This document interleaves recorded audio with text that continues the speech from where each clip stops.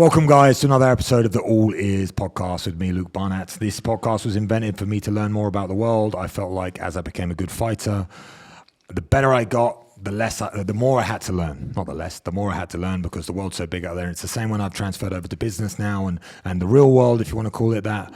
The more I'm learning about all these things in life, I feel like I know so little. So I bring on interesting guests to talk to them about different topics in the world, and I try and learn along with them, and they get to teach me things, and hopefully you guys learn as well. Obviously, you probably can notice that I am impeccably dressed. That's because our guest today is also impeccably dressed, so I thought I'd try and keep up with him. Right, let's get going. Daniel. Luke. What do you find harder? Convincing people to improve their internal dialogue or convincing people to get 8 hours of sleep? What's harder? Oh, that's a great question. Convincing people to change their internal dialogue or get 8 hours of sleep.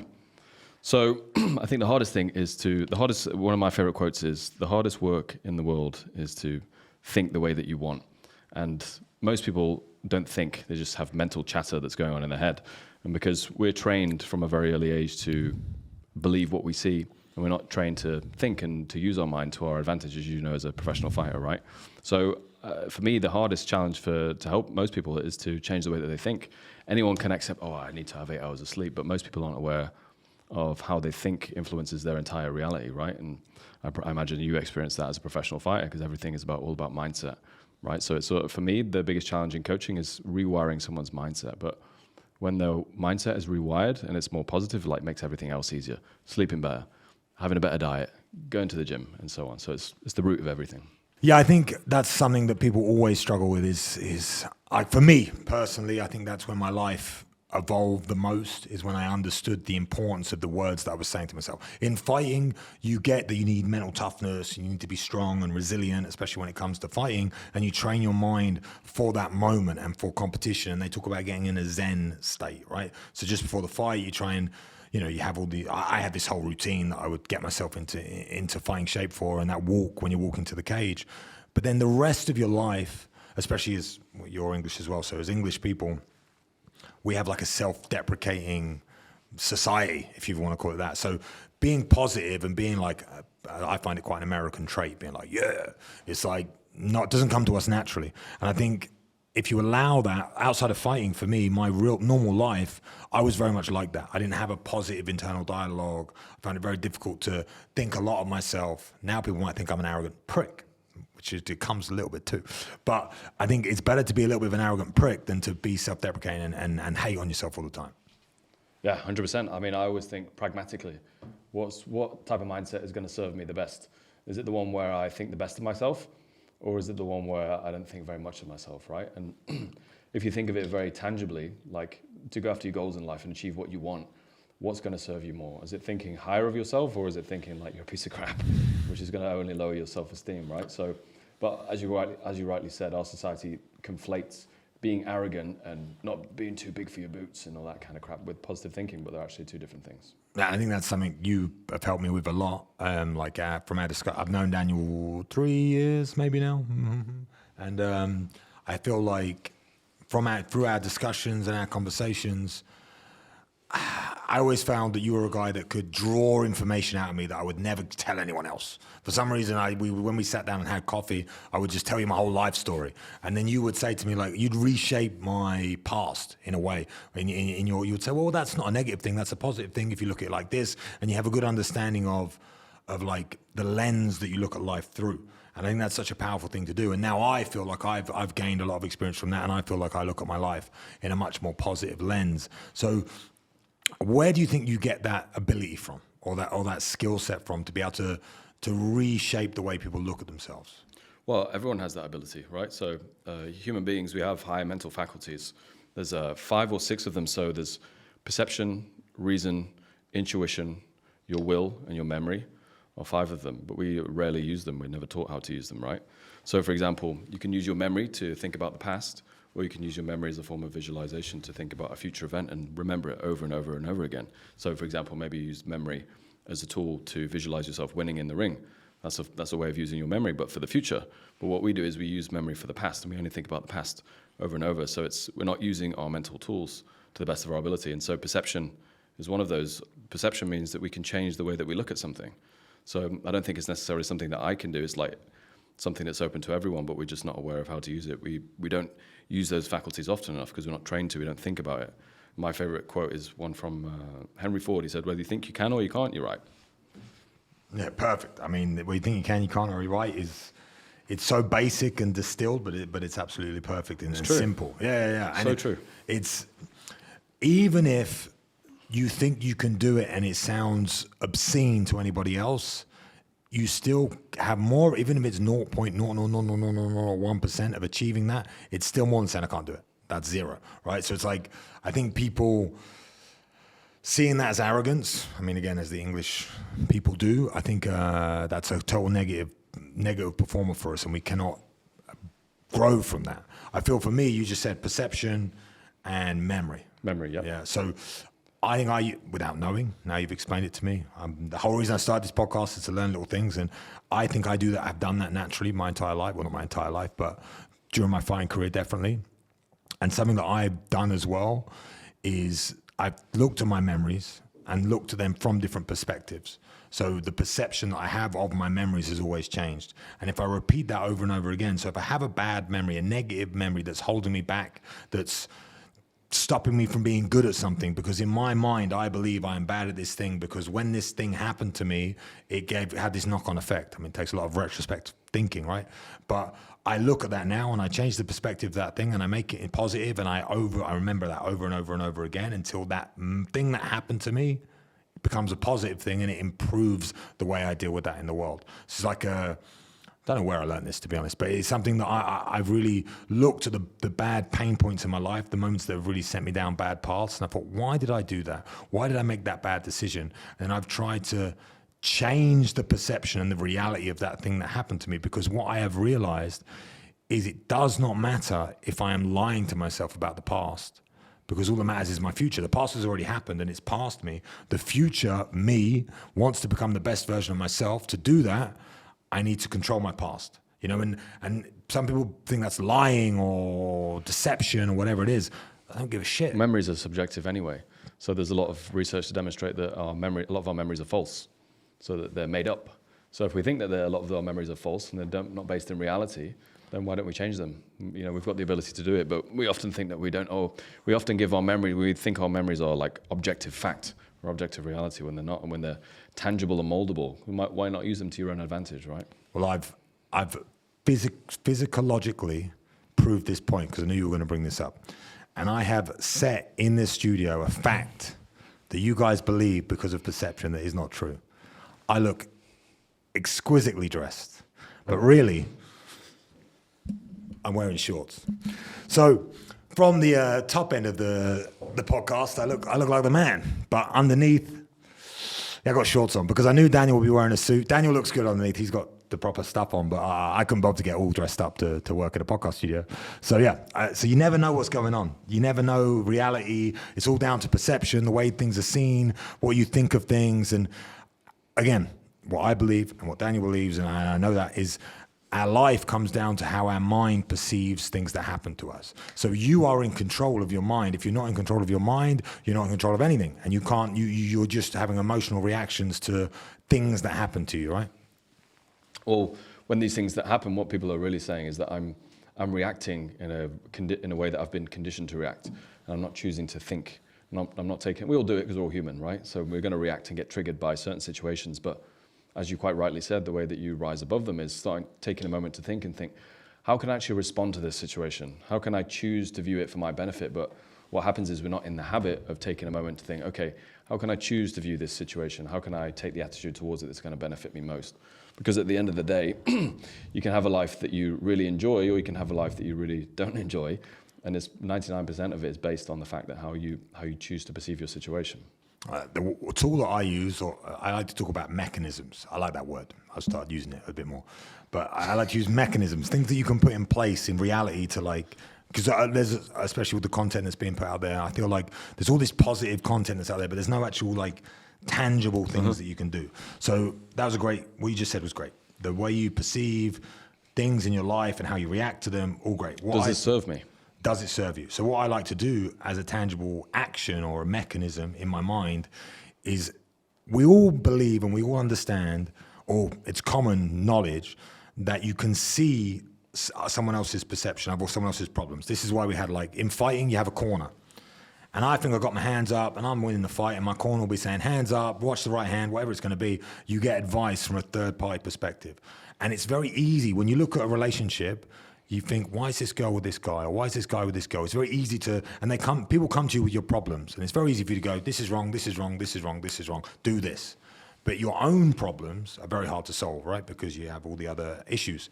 So what I try and do as a mechanism is I try and come out of my own body and look at myself from a third person perspective. So I try and, right now in this zone right now, I could sit here and I could see myself looking at myself while I'm talking to you. And looking from that third party perspective, it's much easier to make decisions that aren't attached to emotion, aren't attached to reason, whatever it is. They're just going to be fact. Like, okay, he's doing this, this, and this. The best option to do is this. And I think that's a good mechanism. Sometimes if you struggle, people talk about meditation and they talk about all this, again, esoterical stuff that it's very difficult to understand. Meditation is basically just thinking. It's nothing else. People try and make it complicated and there's all these apps and all this bullshit. It's like, for my meditation is I just sit there and I come out of my own body and I look at myself from a third person perspective, which sounds pretty esoterical and bullshit, but that's what I do. And from that position, I make decisions that impact my life because I feel like I get better perspective. You said memory and perspective were two of them, right? Memory and perception. Perception. Yep. Okay. Perspective, perception. Same word? Yeah. Okay, cool. And then what were the other three? Reason, intuition, and will, using your will. Okay. So that's actually how I describe this guy. So I think of myself as two people. Well, three people, but two people. I think of myself as me, my body, my mind, and then this third person, this guy over here. So I said I think of myself as two people, but then I described three, so it doesn't make any sense. Mind, body, spirit. Let's do it again. Kind of mind, body, and soul, or mind, body, spirit. So I think of myself as three people. So those three people are going to be my body, the flesh, the vehicle that I live life through. Then I'm going to be my mind, the one that makes decisions and deals with data that comes in. And then the third one would be my will. And that would be the one that's overlooking my life. And that's the person when you're in the morning, it's 6 a.m., your alarm goes off, you have to get up, but your mind tells you, oh, it's comfortable in bed. Your body's warm, it's comfortable in bed. But your will says, get up. Like, that's the guy that controls your life. That's the guy that decides if you achieve what you want to achieve or you don't. And I try and listen to the third guy as much as possible. But that's why for me, meditation is listening to that third guy, coming out my body, being this third guy and looking at my life and being like, you're going down this road. I want to go this way, but to go this way is going to be tough. Okay, we need to do that. So yeah, it's for me, I think we have the five. I'm going to go back over these five because they're interesting to me because I don't know anything about this. So we've got perception, reason, memory, intuition, will. There's another one, but I forget. But those are the five main ones. Yeah. Well, I keep forgetting memory, so it shows that my memory is good for the future and for the past, but for right now, it's not so good. Perception, and we went over will. So reason, what does that cover? It's using your mental faculties to decide whether something is like for your benefit or not for your benefit. You could say logic is another way of saying it, but I think that logic is not as objective as people think. Logic is based on your conditioning and your beliefs, so it's actually quite more subjective than people think. People think, well, this is the logical conclusion, but your logic is determined by your past experiences and your beliefs and stuff like that. We like to think it's objective, but more often than not, it's not. Yeah, more of it's to do with how you were raised, where you come from in the world, your religion. Maybe the sixth one, spirit or religion. Could be. Or, Yeah. I don't know. Okay, so that's your reason. And then what's the one that we're missing? We've got Intuition. Okay, so I think we all know what intuition is, right? Your gut, your feeling of your gut, or... I think everyone has experienced intuition in their life, but I think most people don't know how to tap into it or haven't, because it's like anything, it's like a skill that you have to practice on a regular basis, right? In order to be able to tap into that voice and hear that voice, because it doesn't speak. It's, as they say, it's like your intuition whispers, right? But the ego side of you is the one that's like a little chihuahua, barks the loudest, whereas the German Shepherd, which is the intuition, it doesn't need to bark, it's already strong and it knows. But you have to, I think, in order to get in touch with it, you have to spend time, like you said, like in silence on a regular basis. And meditation is a form of intuition because you're getting in touch with that. Yes, I spoke about this on another podcast. I love bringing up other podcasts I've been on because that's what I like. I learn things. We had one about spirituality, and we were talking about the relationship between, and everyone took this as like I was this super religious guy. I'm not religious. My family are religious. You know I'm not religious. I grew up as Jehovah's Witness, and now I've explored a lot of religions along the way, but I'm not religious. I believe in a higher power, but I don't really know what it is. And on the podcast, we were talking about that connectivity between you and God, and how you and the spirit or you and the higher power is only obtained by time on your own, thinking and connecting to the universe. I'm a bit woo-woo kind of energy sometimes every now and then, but like I feel like the more that you can connect to the universe or you can connect to that higher power, the more self-belief that you can generate, because you understand yourself better. And I'm not making some big thing, but in my eyes, God or the Holy Spirit or whatever you want to call him, the higher power is you. It all again comes down to that third person, that decision. So if you make that connection with God, you're actually reconnecting with yourself. And by connecting with yourself, you have more energy or more power to achieve what you want to achieve. So I think what you just said, like a lot of that, why I think Muslims are so driven and powerful people is because they pray 5 times a day. And praying 5 times a day is basically meditation 5 times a day. So they are driven like on their goals, on gratitude, on all the things that you need to be that are missing in this world now because of the digitalization of the world and everything that's going on and all the different distractions you get and your phone and all this crap that you're distracted by. Like they are more connected to themselves because they pray 5 times a day. What do you think? 100%. I mean, there's one of my favorite books called The Science of Getting Rich by Wallace D. Wattles. And there's a chapter, I think it's chapter 7, and it's about gratitude. And he says that gratitude is the bridge between you and God and you and spirit, basically. It's the energetic frequency that you need to be on in order to really tap into that. So he said that the more that you have gratitude in your life, the more that you have like abundance, prosperity, and basically all the things that you want in life, because that's the frequency of spirit is gratitude. So prayer is a form of gratitude, you could say as well. So pray in the way that Christians, like Christianity does it, which is like kind of a form of begging or pleading, or then there's prayer, which is like, oh, please God, please give me that. Or it's like prayer, which is a form of gratitude, which is like, thank you, God, for blessing me and giving me all these things, right? So I guess it depends on your perspective, but I think certainly I found the more gratitude you have in your life, the better your life gets, to be honest, because you feel more tapped in and more connected. So I totally agree. What was the name of the book? The Science of Getting Rich by Wallace D. Wattles. The Science of Getting Rich. I like that. I'm going to have to read it. But that brings me to like one of my points. Obviously, your background is about getting rich. It's about finance. It's about boring numbers on a spreadsheet, making money. You worked for some big company. I can't remember the name. Goldman Sachs. Goldman Sachs. Everyone's heard of Goldman Sachs. Again, my memory needs a bit more engaging. So you worked for Goldman Sachs. You were in finance, and then you completely recreated your life, and you went into personal coaching. First in like the fitness industry, and now you're helping people find their, why they're here and what they're trying to achieve with their life and improving them as people, right? So how has that transition gone for you from being in finance on spreadsheets to then dealing with people? Because I don't know what you did in Goldman Sachs, but you seem extremely talented at dealing with people and communication.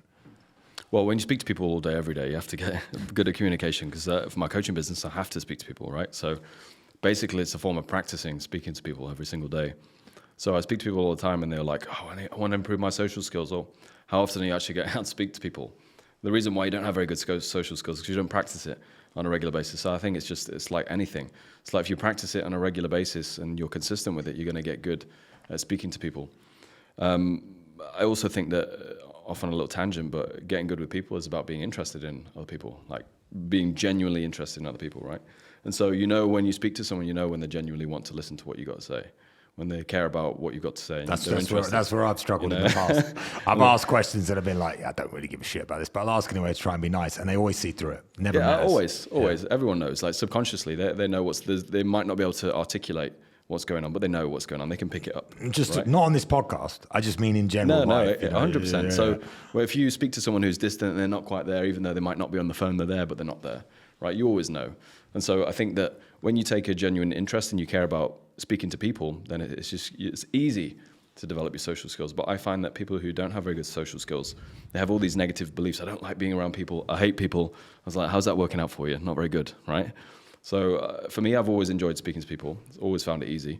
So whether I was in finance or whether I do coaching, it's always been simple for me. But what was the question again? How did I get into finance? No, so how do you find the transition from, I mean, I want to know what you did in finance because you never asked you the question, but you worked for Goldman Sachs, but I don't actually know what that entailed or what you did. And then going from that to now your business that you have now, helping people become better and achieving what they want to achieve in life, like, what's the contrast for you with the way that you live and how you enjoy it and everything that you've gained from it? To be honest, I think it was more about, it wasn't about the environment, but it was more about my level of awareness and self-trust and believing in myself. Because the only reason I got into, to be honest, the only reason I got into finance in the first place was because I wasn't really sure what I wanted to do in my life. I knew I wanted to be my own boss and start my own thing, but I didn't have the confidence or belief that I could do it. I think it was because I grew up in an environment where my mum was a nurse, my dad was a teacher, and no one in my family had ever been a business owner or anything like that. I knew nothing about it.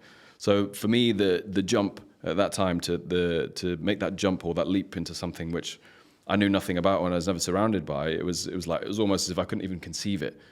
Believing it didn't even come into it. It's just like I couldn't conceive it. I was like, okay, I get this job in investment banking, get paid well, and had good career prospects. But deep down, I knew it wasn't who I was, and I always felt like a bit of a robot, and I felt like a drone going to work every day, and I knew like it just wasn't who I was, and there was always this ongoing conflict. Every single day I went to work, I was just like, it was eating away at me. It was horrible. It was like eating away at my soul, and I was like, I can't do this to myself, because I was doing it for like 4 or 5 years, and gradually with each passing year, it got progressively worse. And I was like, I can't, if I carry on living like this, I'm literally going to kill myself because I hate it, because I was just not being true to myself.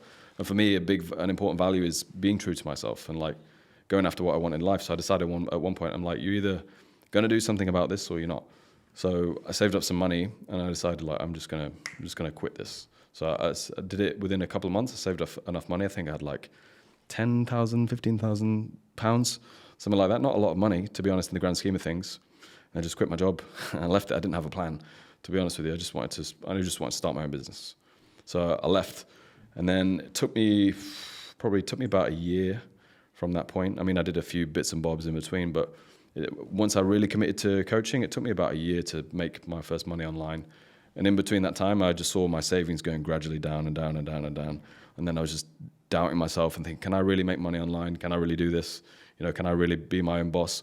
Maybe I was an idiot. I shouldn't have left that cushy job at Goldman Sachs. But I knew like that's what I really wanted to do with my life. And for the first time in my life, I was like, I'm going after what I really want in my life. And that made me feel like, even though I didn't have much money in my account and I was losing all my savings, spending it on all sorts of stuff, trying to figure out how to make money online, I felt like more alive than ever. Because even though I was like secure and comfortable in my job in London, I didn't feel alive. I just felt like dead inside. And even though I didn't have much money in my account, I was like, I'm going after what I want. I'm on an adventure and life's exciting. I feel like you spoke to probably everybody listening to this podcast when you said that, because I had a similar, I've worked for myself since I was 19, worked for myself. I was a professional fighter for 17 years, so it's slightly different, but it's still, I had this discussion a few times recently. Now you're an entrepreneur post-fighting, how do you feel about it? I was like, no. I was an entrepreneur before I was a fighter, and fighting was a part of my entrepreneurial journey. Again, recalibrating my brain and going back and looking at my past and maybe changing it a little bit, maybe lying to myself a little bit, whatever it's going to be to formulate this thing, because then it's not I'm doing something brand new and I'm becoming an entrepreneur and there's no challenge with it. I've been doing it my whole life. It's easy. It's what I do. I found fighting and I excelled in that. Now I'm going to excel in this. That's kind of how I looked at it. But I think when I started out at 19, 18, I was working marketing in London, and I used to get the train back like soulless. It was horrible. I think a lot of people listening to this will understand what that's like. And I think trying to find what you want to do is an extremely difficult thing. And I think everyone has that fear that they're going to quit their job, they're going to lose all their savings, they're going to be broke, and they're going to be a loser. But me personally, my belief, I would prefer to chase what I want to do, be broke and become a loser, than to never do it ever. And I think that's the big difference. I'm super fortunate because my dad was an entrepreneur. Like, he worked for himself. He had his own businesses. He was a bit of a go-getter or whatever. He was a photographer, but he did his own thing. So I had kind of like a North Star to follow. Like, my dad was self-employed. I could ask him any questions about banking and all the complicated things you have to do. You didn't have that. My wife didn't have that. Her dad worked in a newspaper. Mum worked in Tesco's, something like that. So it's like, for her to go off and try and do something on her own it was impossible. It was so difficult for her. She did some makeup thing, but she went off and did that, and it's extremely challenging. So for you to do that and then become the entrepreneur that you are, like that challenge and that leap is huge. But if you never took that leap, you would just be behind a desk, you know, in London or wherever you were, Manchester, I don't know where you were doing. Yeah, London. Yeah. In London, working in London, getting on the train every day. You might have some money, but I think when you make some money, you also realize how unimportant money is and how all the other factors of your life are so much more important. When you're lying to yourself, it doesn't matter how much money you're making. It's like you're not being... Your soul, your spirit knows when you're lying to yourself.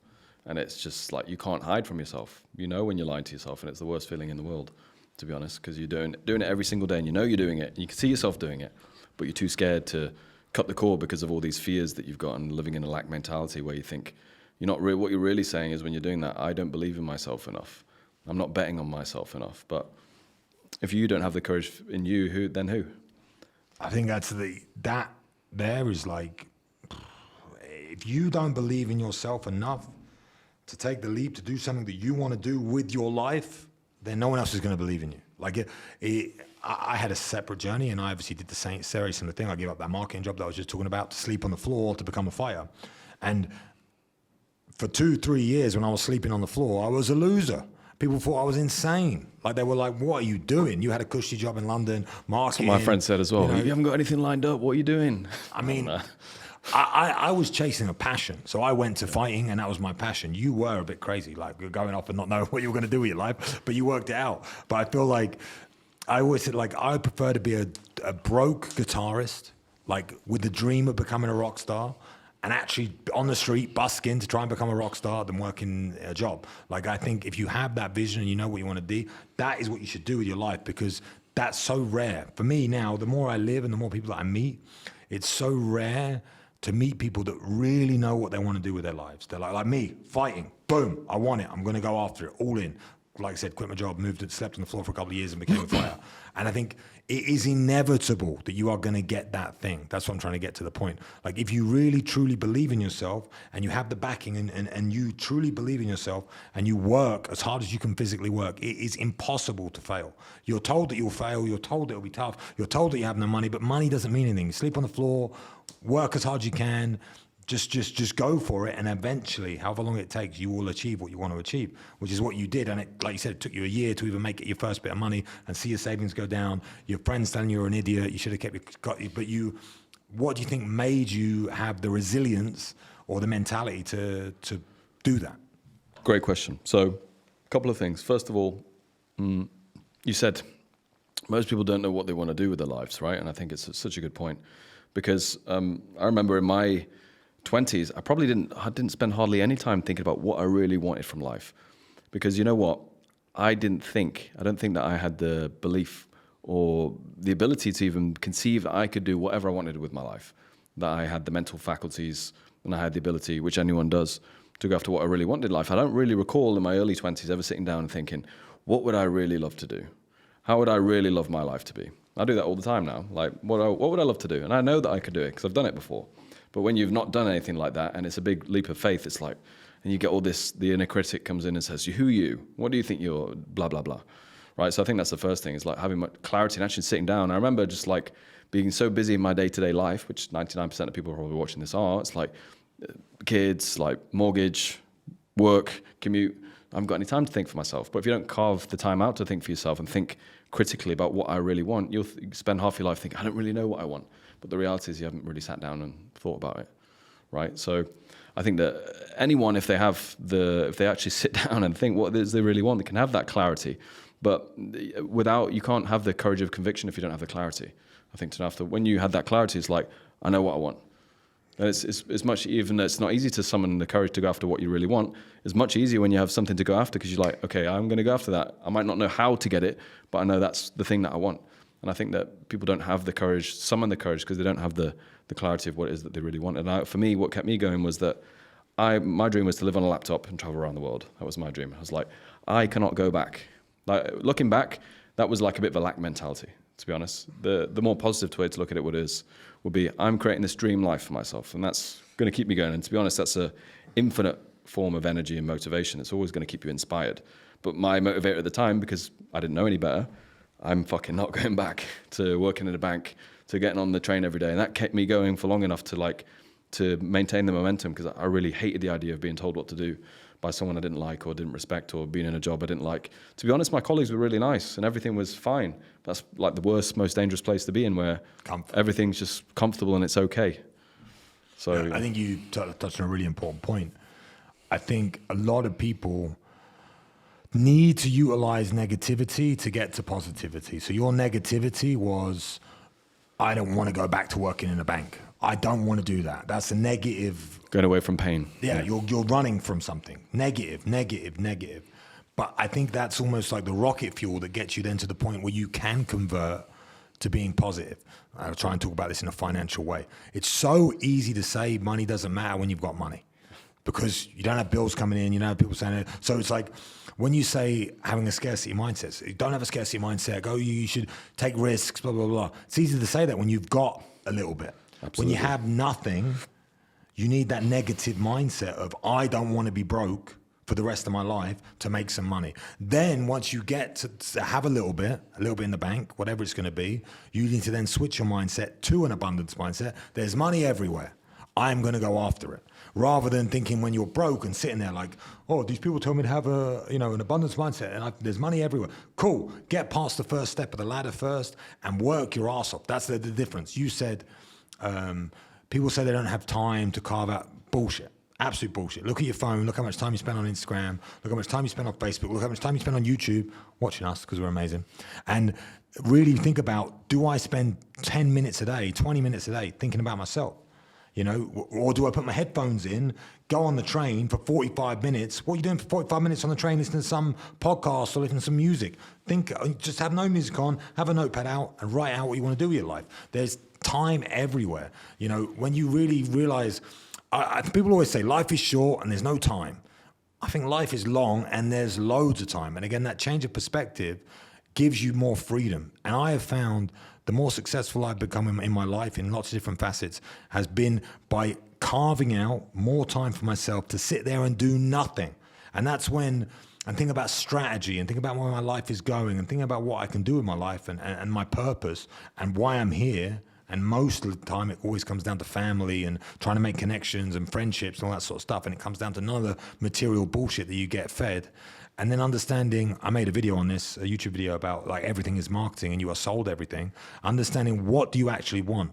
What do you want from life that you actually want, and not what the world is telling you to get? Like, these things are not important unless there is a deep-rooted reason for it. And then maybe you need to solve that deep-rooted reason, right? Even if that comes down to doing what we were talking about earlier, where I go back in time in my mind, utilizing the thing that you said, the 5 things, go back in time in my mind, and I change my negative past to a positive past, and my positive past then fuels me to live a positive life. So I think people definitely have enough time to think for themselves and to spend time thinking about what they want their life to be.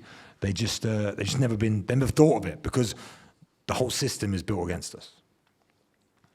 I mean, one of the best things that you could do in your life is actually taking the time to think about what it is. What would I, as you said, what would I really like my life to look like? How would I want it to be? And as you quite rightly said, it's like, unless you take that time to sit in silence and think about what do I really want, you can't separate yourself from the noise of the world and what are your opinions and what are other people's opinions, right? Because most of what your beliefs are probably hand-me-down opinions from other people, from your parents, your friends, teachers, the government, the media. And so how do you know what you really want versus what's a belief that's been programmed into your head, right? And I see so many people that are afraid to take that leap of faith, go after what they really want in life, because they're holding on and clinging on to a belief that was put in their head by somebody else, and they're not aware of it. So I need to pay the mortgage, I need to stay in this job. But there's guys who are still working at the same bank that I quit who are holding on for a redundancy payment. In case I get a redundancy payment of 20 grand or 30 grand, 40 grand. And to me, it's kind of sad, because you're holding on. I know guys who've been there for 20 years waiting for a redundancy payment of 20, 40, 50 grand or whatever, right? In the grand scheme of things, it's not a lot of money compared to the quality of life and the time. You can't get the time back. You can always make money. If you get a good business and start a business and go after what you want, you can make that in a month, make it in a week. But these people have got such this mindset, this, we call it a matrix mindset, right? These beliefs that have been given to them or handed them down, they're not serving them and they're holding on to them, and it's costing them everything. I mean, that must be what you deal with day in, day out. I was going to say, through your coaching and everything that you're doing, what do you think the number one, when you deal with clients, what is the number one thing that's holding them back in their own minds, that these things that they're creating? What is it? So it's their paradigm about what's possible, just like we've been speaking about. It's the paradigm about what's possible for them. And if you want to know what your paradigm is your collection of unconscious beliefs and habits, right? So they may not have necessarily been, these beliefs may not have been put there by you, but it's your responsibility to change them and create new ones for yourself, right? And so this paradigm comes in and tells them, well, you can't leave your job, or you can't get coaching because you've got to do this, and this. And it's like as you quite rightly said, they find it difficult or challenging. It's normal because we're all human, right?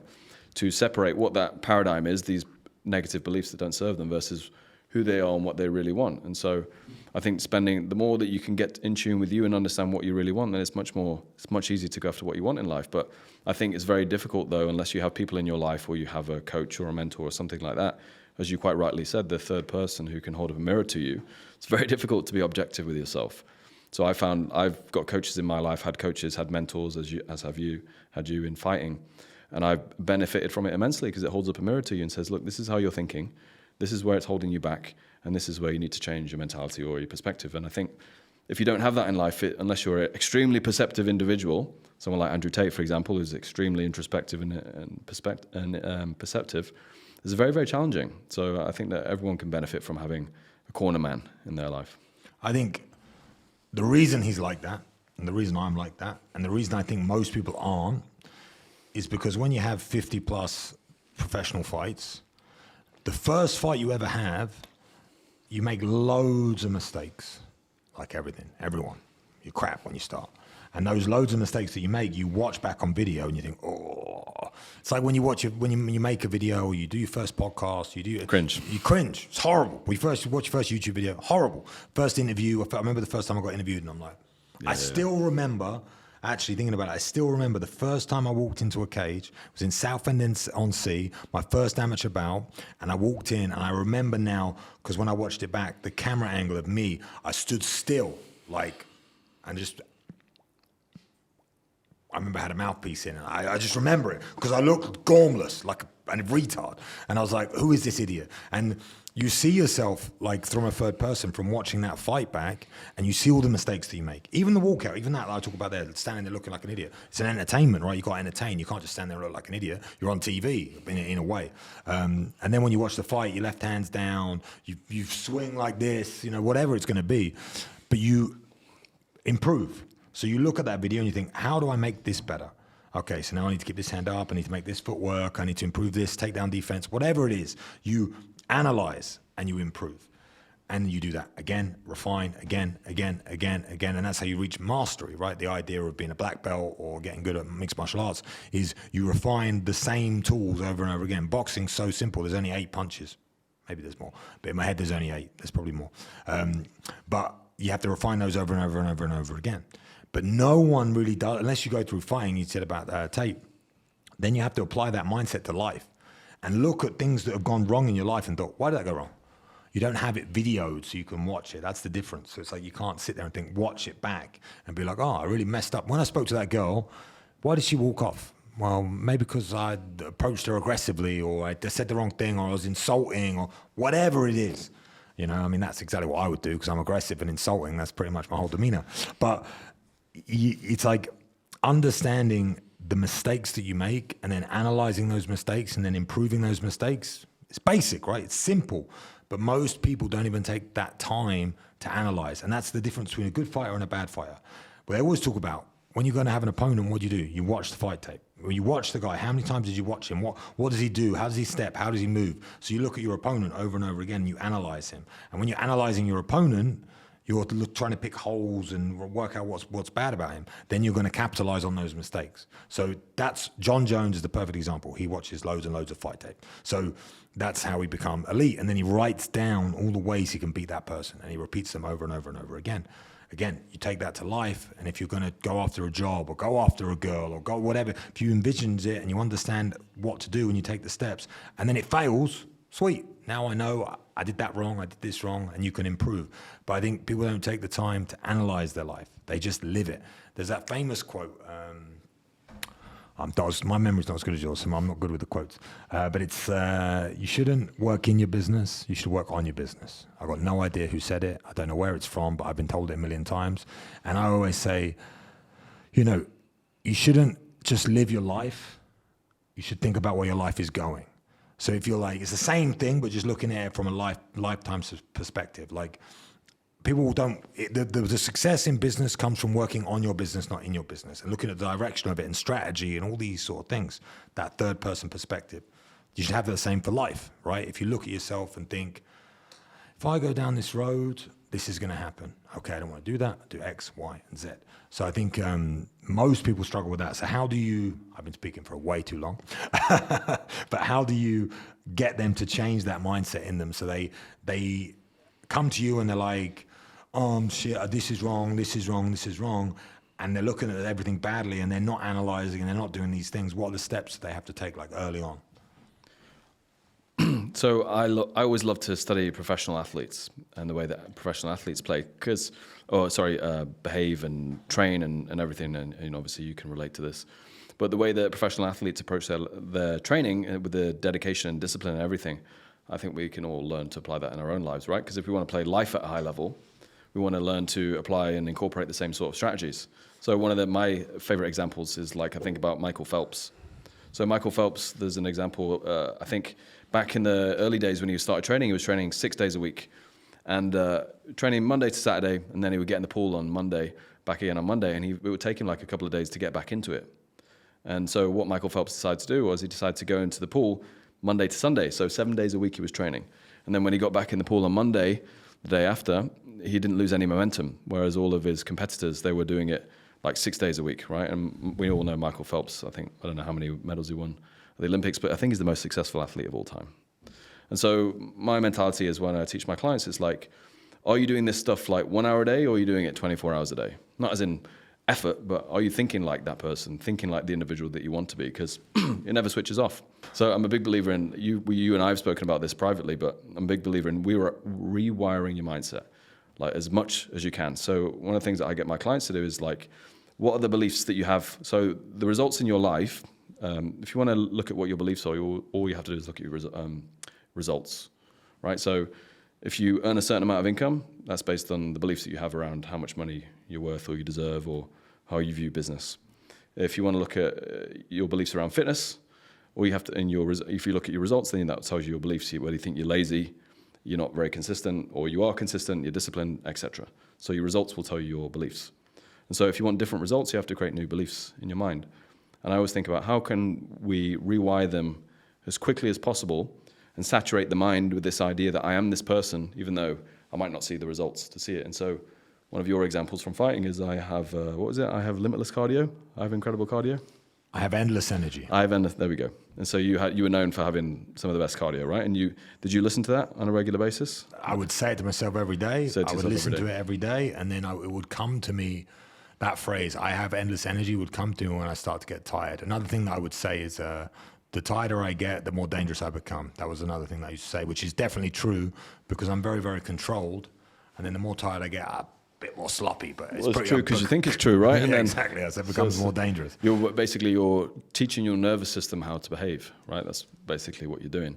So you're training your nervous system to be able to operate despite the fact you feel tired because you're giving yourself that command to your subconscious mind, and that's how your subconscious mind works. It follows your commands, right? The endless energy thing, that command, I used it today. Literally today, I use it. It comes to my brain every single day because I push myself very, very hard, not just in like physically, but mentally as well. I've had a crazy day today. I've driven for like 4 hours. I was driving here and I was like, I have endless energy. And all of a sudden you're like this. You know, you become powerful because it's, again, you're rewiring whatever you just said, whether it's scientific stuff you just said, that's what happens. So it's an affirmation. Everything is an affirmation. Every word that you speak is an affirmation to yourself. You're just not aware of it, right? No. So if you're aware of the fact that you're talking to yourself and you're using affirmation, you may as well use them for your benefit, but most people are using it against themselves, right? Because they don't understand that what they're saying is reinforcing what they don't want.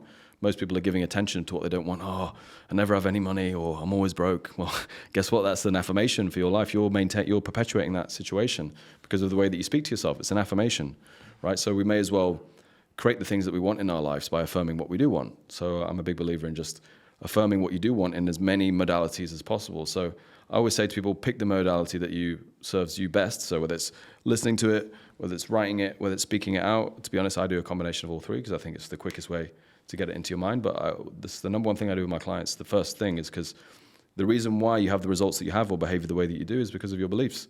So we need to change them. But that doesn't mean we can sit on the couch and do nothing, right? Obviously, we can't just sit on our ass and say, well, I'm going to change my beliefs and do nothing. The quickest way to change your identity and your beliefs is to take action. So you've got to do it, as you know, take in conjunction with taking action and getting in the ring, even though you're scared. Doing it, you might say that you're the best fighter in the world, but if you don't get in the ring and spar, you're still a pussy, right? So you've still got to take the actions in conjunction with the beliefs. But in my experience, they go hand in hand. I think for me, I have a little story about this. So when we talk about modalities, I mean, everyone learns differently, and you can be tactile or you can learn by sound or whatever. But for me, modalities, I'm a very positive person, like extremely positive, especially my mind. And I thought, like, I have a bulletproof mind. You know, it's actually one of my affirmations. And at the beginning of this year, I think it was January or maybe February, I lost my voice because I like to talk a lot. I did 2 commentary gigs back to back. I also ran a seminar for 4 days, and I went drinking with Tristan and got very, very drunk. I got sick, and yeah, that compiled over 7 days. Those 7 days, anyone would. Over that 7 days, I grew a polyp on my vocal cords, so I had to have surgery. And after the surgery, I was unable to speak for 2 weeks. I wasn't allowed to say a single word, which is a very challenging thing. Bliss. Yeah, it's bliss. My wife said the same thing. But what I found is, because every morning I wake up and I speak to myself, I say my affirmations, I have this whole routine, and I lost that for 2 weeks. And you said about, I don't know how you worded it, about action getting you out of situations. And for me, if I'm in a bad mood, I would say out loud things that improve my mood, because I have these inbuilt systems or these mechanisms, I like to use that word, these mechanisms that sit in place. So if I start to feel tired, I'll say I have endless energy, and that will give me some energy. It's a trigger, right? It's a trigger, right? But I lost that ability. So to make the action of speaking aloud, like, you can think as much as you want, but then when doubt comes in and these negative, because it always does, doesn't matter, the most positive man in the world, these emotions come to you and all these things, I would dispel them straight away by speaking aloud. And I couldn't. So I found, like, my mood became a bit cloudy, like I couldn't get rid of it. And that's when I realized the power that had been taken away from me. If you don't realize how, you said, every word you say is an affirmation. Everything you say out loud has an impact on the universe. I believe that 100%. And I believe it even more now because that ability was taken away from me for 2 weeks. And I felt a little bit down. Couldn't speak. It sucks. So when you can't do that, I couldn't direct my mind. So your mind and your voice, they work like in hand. Like, I could direct my own mind just by speaking aloud. I don't know if you've seen that there's some test about laughing, forced laughter. Have you? I don't know the exact study. I was hoping that you would. But that's me laughing at your jokes. Yeah, forced laughter. But no, like, they would make people just laugh. You just have to pretend to laugh, and then they would, like, measure mood. And I'm sure someone can write in the comments the study and explain it much better than me.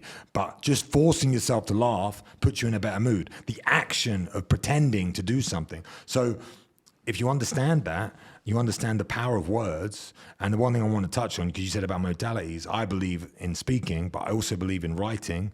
And the simple way, if you look, something that I've started doing is looking at words and where they come from. And if you go back to how they were basically written, and if you look at the word spelling, it's spell-ing. You are writing spells. So that's the power of the written word, is a spell. You are spell casting. So if you're going to write down a spell, everything you write, you actually goes deeper into your brain than what you say. So when you write something down, if it's positive about yourself, you're gonna internalize that information. When you internalize that information, it's only going to improve your exterior life or your external life. And I think people have really, forgotten this. It's become a forgotten skill. And I think if you can I hate quoting Connor, but Connor came out and said, if you have the confidence to speak to the universe, said something like this. This is going to be a bad quote, but it was something along the lines of, if you have the confidence to believe it, to say it out loud, and to go after everything you've got, it will come true. And that's what he said when he became double champ. And it's like, if you have the confidence to say it out loud, you truly believe it, it will happen.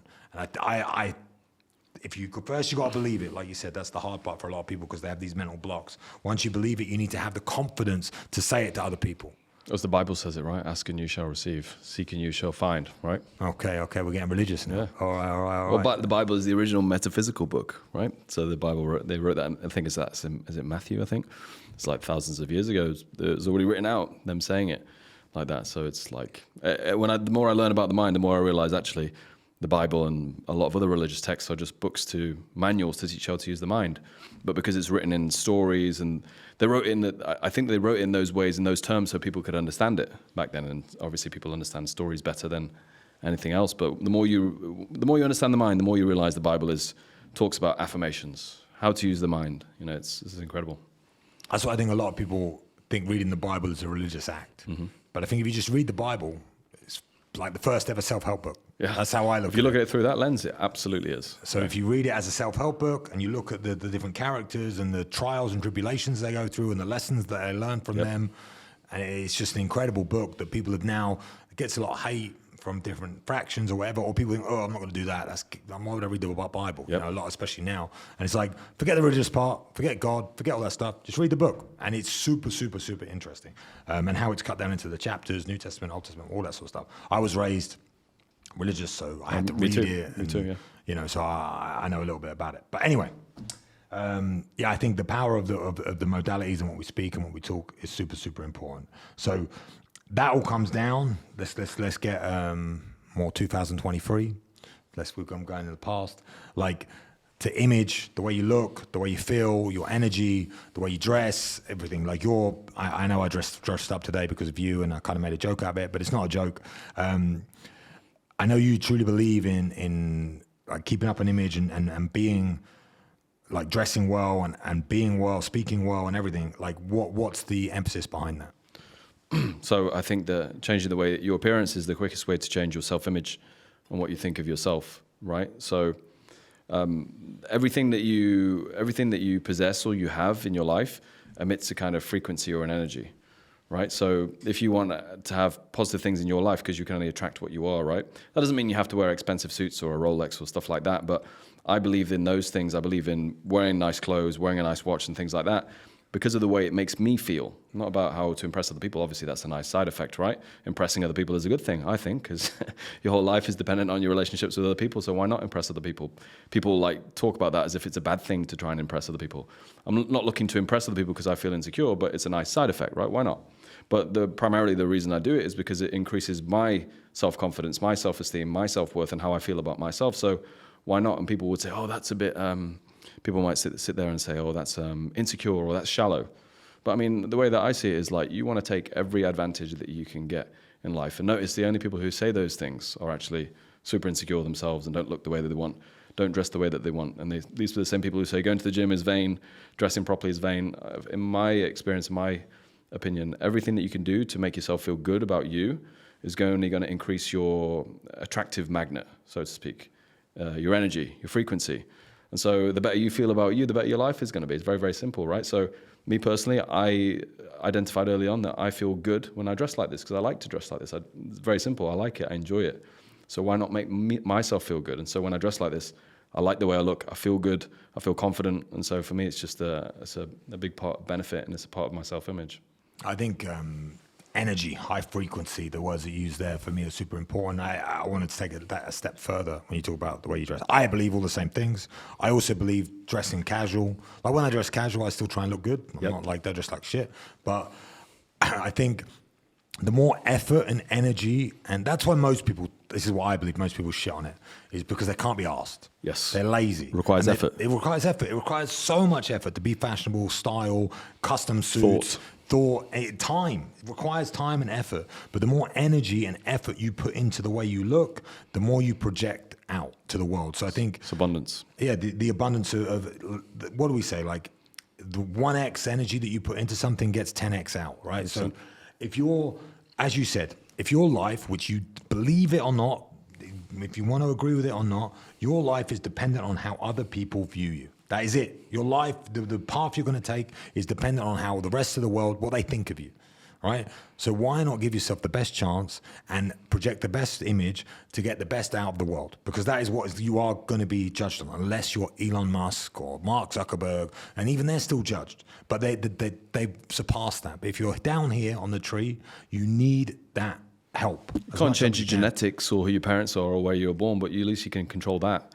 And I think, like you say, dressing well, and I've experienced it as well, and taking time. And I mean, when I was 17, 18, I started a clothing store. I've always been into fashion. I've come back to it since fighting, but it's the quickest ROI on anything you're gonna spend. And I think one of the big changes, again, talking about the way that you talk to yourself, is I used to think I don't want to waste money on clothes.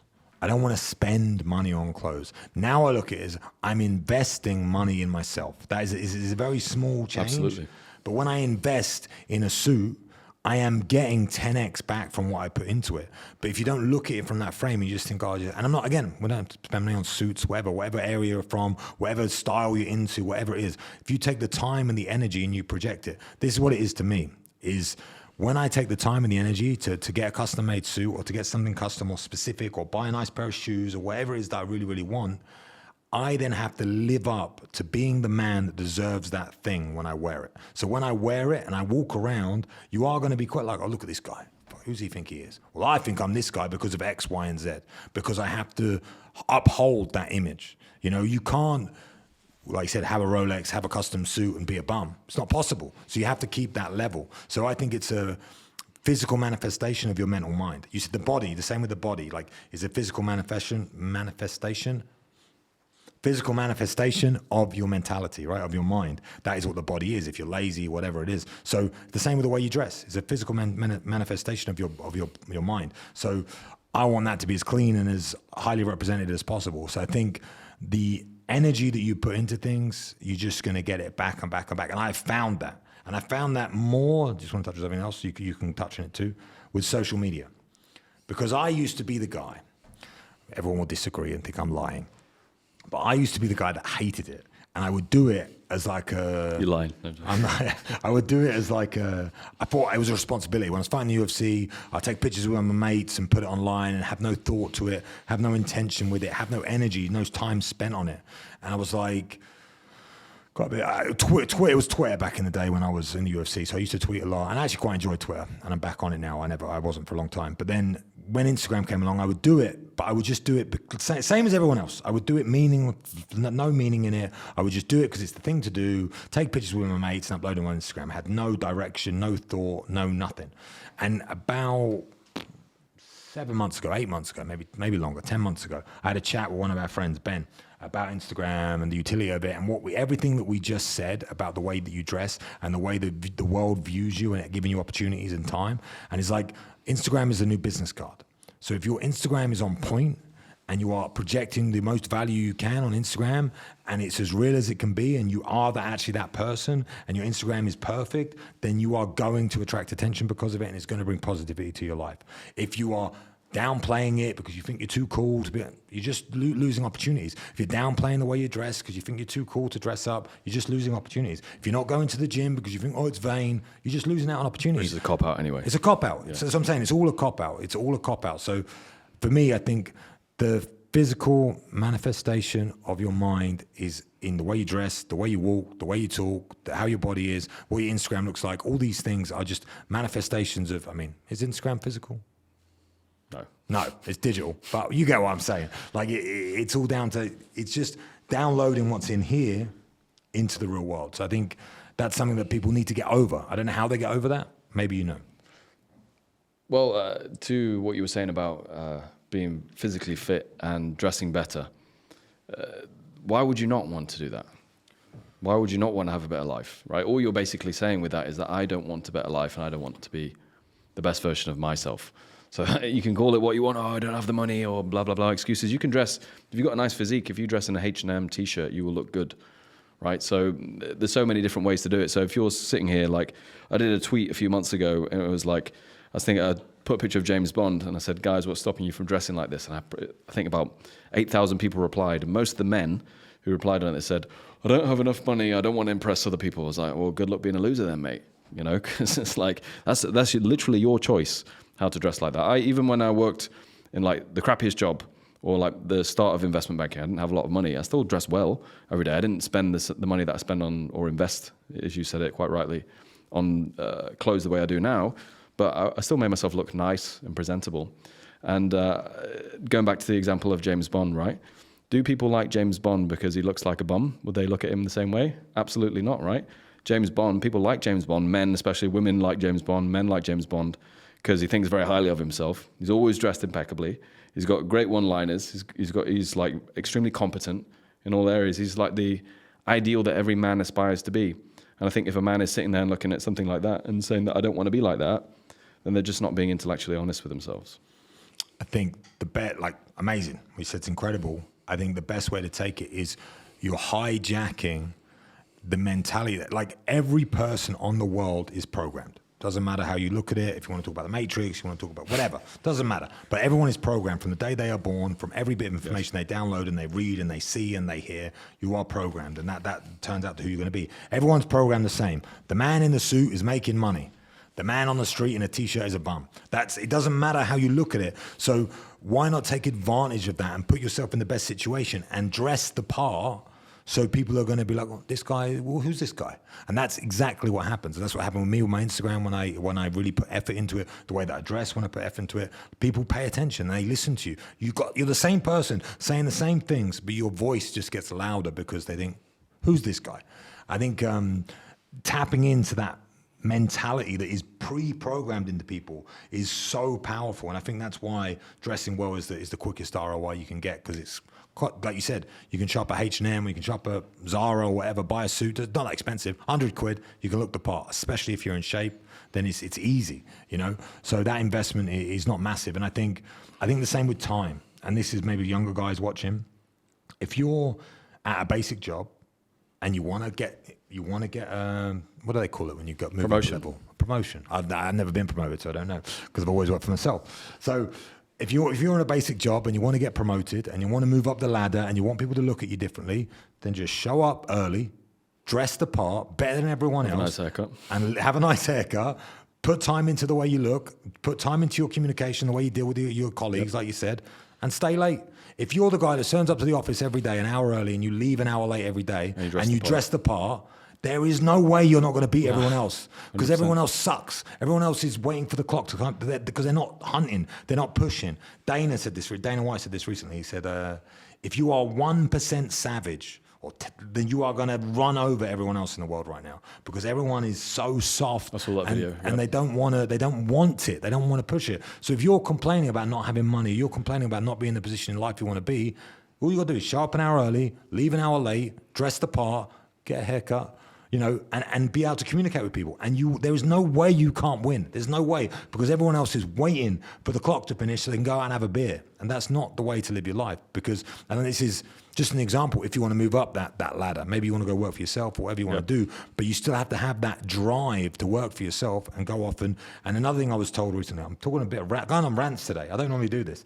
You know, you will listen to someone else. Most people, not you, not me, but most people will listen to somebody else more than they will listen to their own mind. If you say to yourself, I want to get in shape, I'm going to go to the gym tomorrow at 10 o'clock. You will not do it. Most people.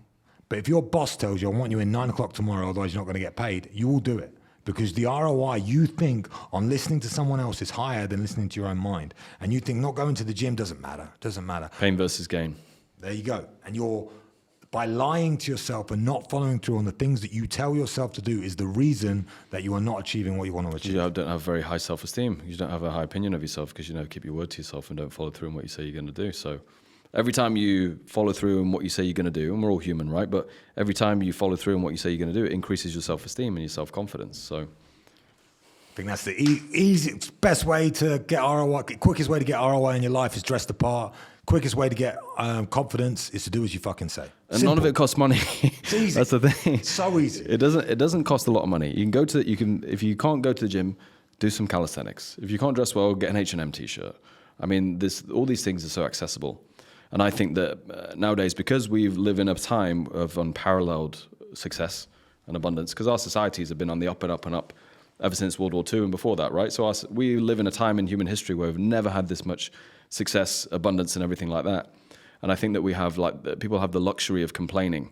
Now, if we were sitting here and doing this kind of podcast 200 years ago, people would be like, okay, I can't afford it, but if it's going to make me more money and I can go up in life, I'm going to do that, right? Because they wouldn't have the luxury of saying, well, I can't do that, I can't afford it, I'm not going to do it, right? They would have had to. Otherwise, what's the alternative? Sit in a factory and have a shit job and just not have a life and not see your family and spend 12 hours a day, 5-6 days a week doing it? They would have been like, okay, this is what I need to succeed. I'm going to have to do it because I've got no other alternative. But because we have the safety net of a society where you can go and watch Netflix and you can just go into escapism at any point. It's like you have this luxury of complaining and using excuses, but our ancestors never got that opportunity to use excuses. They would have had to, it's like reality. You can't ignore reality, but I think it's almost like we're in this habit of ignoring reality. We can kind of get away with it, but eventually it catches up with you. I had a really, really good point to make, and it kind of escaped my mind because what you were talking about interested me and I was listening. So I'm kind of lost now, but it's okay. I completely agree. I think now the world is so comfortable. Everyone's at such ease. I mean, you didn't even touch on benefits and all these things that you get, and it's okay to be a loser now. It's okay. It doesn't matter. But to me, it's not. It's about having standards and understanding who you want to be. And it's easy to fall into the trap of not having those because everyone else is. But so another easy way to do is just go against everyone else's opinion, do what the herd isn't doing, do exactly what you want to do, simple stuff. We have massively overrun because I know you're a busy man. So I'm going to try and close it out. I just wanted to say there's a lot of information. For me in this podcast, some of the things that we said, most rants I've ever been on so far, so I was talking a lot, but there's so much dense information in here, and I think it can really help people and they can grow from it.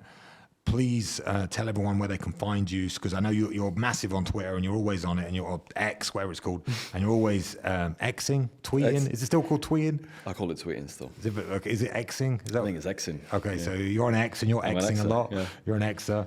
So tell them where they can find you on X and everywhere else they can find you, and we'll put all the links below in the comments. But yeah. Sure. Thanks, Luke. So thanks for having me on. And on X, not Twitter, it's my username is Daniel Kelly 150, and I think on Instagram my username is Daniel Optimized. So find me on those two. Awesome stuff, Daniel Optimized, because he's the optimized male and he's moving forward in life. So I really, really appreciate you coming on. Thanks, guys, for watching, and we will be back next week with another great guest.